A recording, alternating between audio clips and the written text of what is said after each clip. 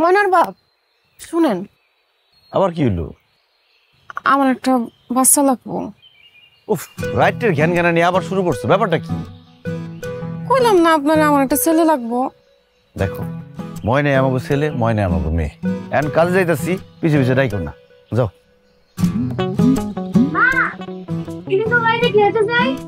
আচ্ছা যা, তাড়াতাড়ি পড়িস। আর মাটি মুটি বেশি হাতাইস না, ঠান্ডা লাগবো।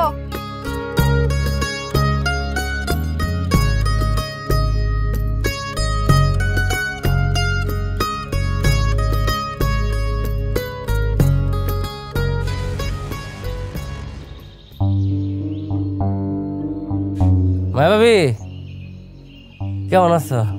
জি আসসালামু আলাইকুম, ভালো আছেন? মিলন কই? ও হ্যাঁ, তো মাত্রই কামে গেল। ও আচ্ছা, কামে গেছে, ভালো কথা। আর কেউ আছে বাড়িতে? বাড়িতে কে? আপনি কি মিলন রে খুঁজতেছেন? আরে দূর, সবসময় মিলনটা খুঁজতে যাবো কি লেগে আইসি অন্য কামে আর কি। কিন্তু তোমার মুখের অবস্থা এমন কেন? কোনো বিষয় নিয়ে কি মন খারাপ? না না, আপনি কোন কি কাজে আসছেন? শোনো, তুমি কিন্তু দেখতে খুব সুন্দর, ভালো একটা মায়া। তোমার মতো এই মায়া আমগো গ্যারাম কেন, আশেপাশে আর 5-10 গ্রাম কিন্তু খুঁজলে একটা মায়া পাইব না। ও বুঝলাম। তা আমারে আপনি এইসব কথা কেন কইতেছেন? বুঝতেছি ওই তুমি তো ইট বাটা সবসময় যাও না, যাও তো খালি দুপুরবেলা খাওয়ান লইয়া। তো তোমার জামাইয়ের কিন্তু বেশি দিন তোমার হাতে রান্না ভালো লাগবে না, পাখির খাবারের দিকে নজর থাকবে। মানুষ পাখির খান খাইবো কে? আরে তুমি যে কিছুই বুঝো না, মানছে পাখির খাবার না খাইলো পাখি কিন্তু ঠিকই মানুষের খাবার খেয়ালায়। কাশিম ভাই, আপনি কি কইবেন খোলাখুলি কোন তো? আপনার এসব প্যাঁচ গোছের কথা আমি বুঝি না। এই যে খালি স্যার দেখাইতে পারে, মানে আমি আইছি তোমার উপকার করতে, আর তুমি আমার খারাপ ব্যবহার করতেছো কে?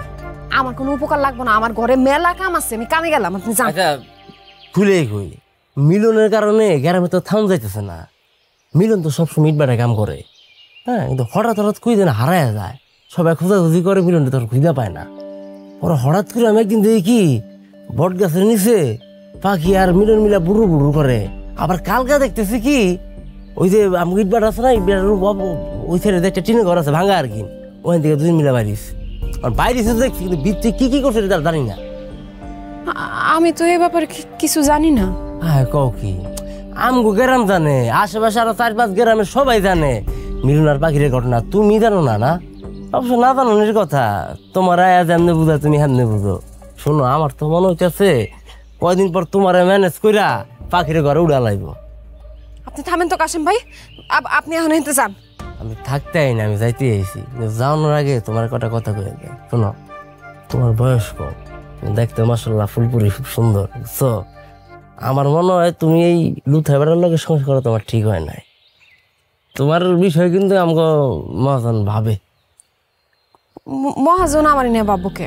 কারণ হ্যাঁ তো মহাজন, হ্যাঁ তো সবার কথা ভাবতে হয়। তো সে আমার নিয়ে কেন ভাববে? তার কি কোনো ছেলে আছে? ছেলে করতে আসবে, সে তো বিয়ে করে নাই। এই বয়স্ক লোক এখনো বিয়ে করে নাই? তাহলে তো সে ভালো লোক না। আরে না না, লোক বালা। ঘটনা হয়েছে হ্যাঁ ছোটবেলা একটা প্রেম করছিল, বুঝছো? আর ওই মেয়েটা ছিল তোমার তো দেখতে লম্বা চোরা সুন্দর, মানে যে তোমার রঙের আর কি। পরে মেয়েটা শেখা দিয়ে গেছে, পরে ওই ক্যাপসুল খাইতে খাইতে বয়সটা বাড়ছে আর কি, কিন্তু কারোর প্রতি সে প্রেমে মজা নেই। এখন তোমার দেখে তার নাকি মায়া হয় আর কি। এই কি কইতেছেন আপনি? কি কইলেন? না কইতেছি যে তুমি ওই কোনো অসুবিধা পড়লাম করে জানাইও, আর তোমার লাইগা মহাজনের দরজা সবসময় খোলা। আমার কারো দরজা যান লাগবে না, আপনি এনতে যান। আমার কিন্তু খুব মেজাজ খারাপ হইতেছে, আপনি জান নাইলে কিন্তু আপনার খবর আছে। যান। আচ্ছা ঠিক আছে।